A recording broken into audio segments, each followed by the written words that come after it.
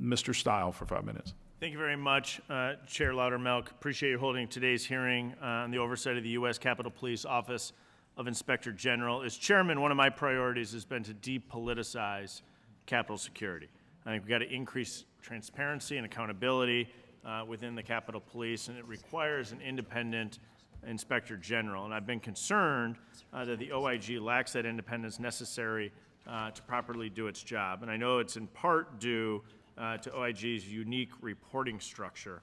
The U.S. Capitol Police Board selects and oversees the OIG. And as we continue to review potential reforms to the board, OIG independence must be part of that conversation. During today's hearing, we must also address how OIG is handling whistleblowers who come forward. There's been recent allegations made by whistleblowers against the current IG's leadership that are highly concerning.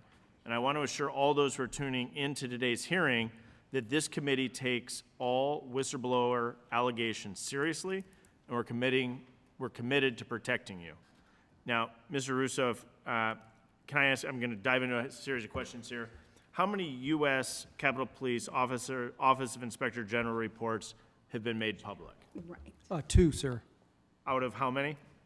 I think that we have, you mean the universe of all reports? We've completed, since inception of the office, about 650 reports.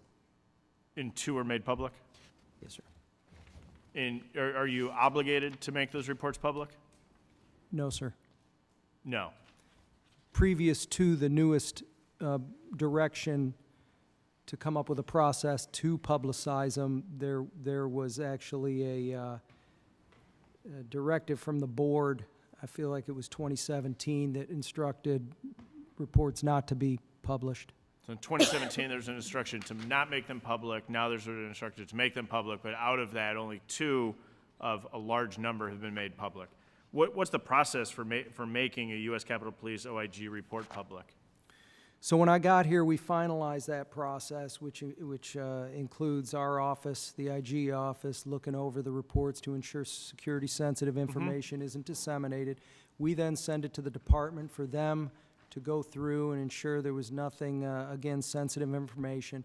And then ultimately it goes to the board council, board staff to do their evaluation. After that's complete, it comes back to my office and it gets posted on the OIG website.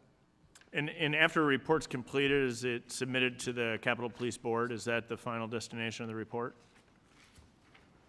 Who do you submit the report to upon a report being completed?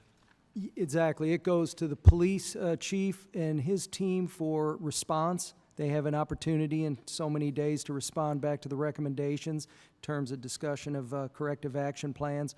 And then ultimately, shortly after that, we send it off to the board, and then we send it off to the committees. And do you personally support making OIG reports public? Yes, sir.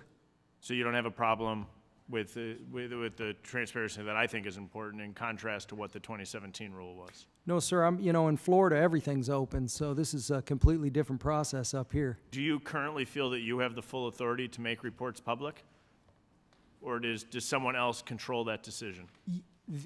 The board makes the decision on a case-by-case basis.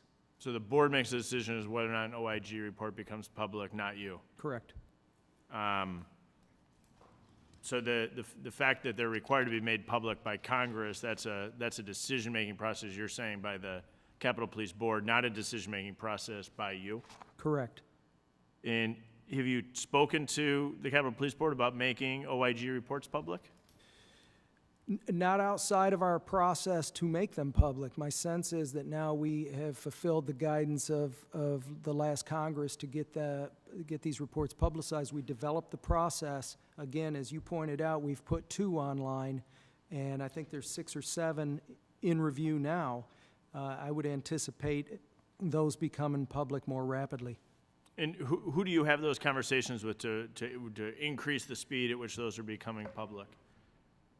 Just through my staff who talk to the next, the contacts in the department, and then they converse with the contacts at the board. And I've seen some group email. I think now that we have all the folks around table, so to speak, that need to be part of the review, it should be a little bit more rapid. Okay, I'll come back and follow up on this in the second round of questioning. I appreciate you being here today. Mr. Chairman, I'll yield back.